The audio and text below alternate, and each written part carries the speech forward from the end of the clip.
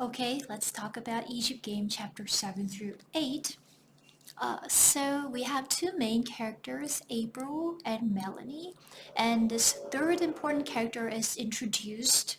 Her name is Elizabeth, and she is 2 years younger than April. So Elizabeth is only 9 years old. So when she first moved to the apartment, April is reluctant to accept Elizabeth into the group because the game that they're doing, the Egypt game, is pretty secret. So she doesn't want the secret to be leaked by this newcomer. So she's very careful and she's very skeptical about Elizabeth. Doesn't want to include her into the group.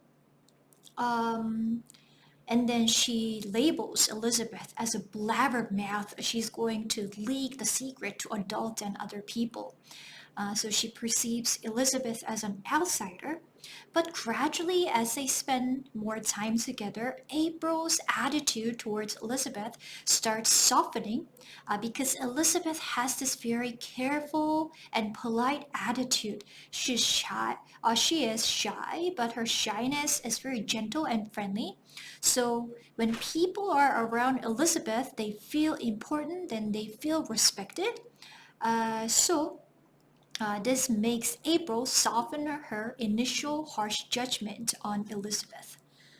Okay, so if we were to analyze this new character, Elizabeth, she's pretty young. She's only 9 years old, but she has a lot of charms. She's quiet and she has wisdom, and that makes her endearing to other people. And then when she's introduced to this game, she has this ability to admire and appreciate uh, the game, which is a common passion that Melanie and April share together. So when Melanie April see Elizabeth, this new girl, um, enjoying this game so much and admiring and appreciating their common interests, they are drawn to this new girl as well. So she's very thoughtful and she's a quiet and observant child who can contribute new things to this game. April, because April's attitude changes, it shows that this game is becoming inclusive. This becomes an inclusive experience for the girls. So we can see that April is evolving and she's transforming and she's growing through this experience. And then the three children believe that the professor is innocent and has nothing to do with the murder.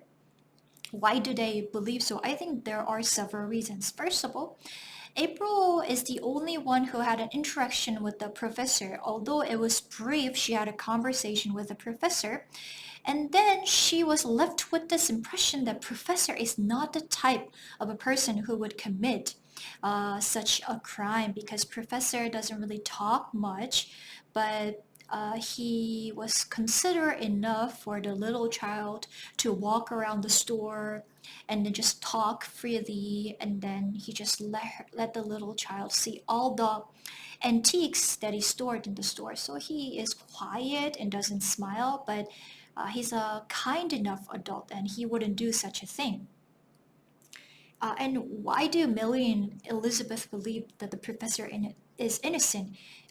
Because they're influenced by April's confidence. April has strong opinions, and then this is called peer influence. So, children at this age, they're influenced by their peers very much. Also, most importantly, they would not want to admit this, but they are motivated to believe the innocence of the professor because if they start believing that he is guilty, it would mean that the Egypt game would be an end. So they do not want their cherished game to end. So we can see how one's desires can shape one's perception and subconsciousness, even shape one's perception about truth and justice. Okay, that's pretty much it for today. Thank you.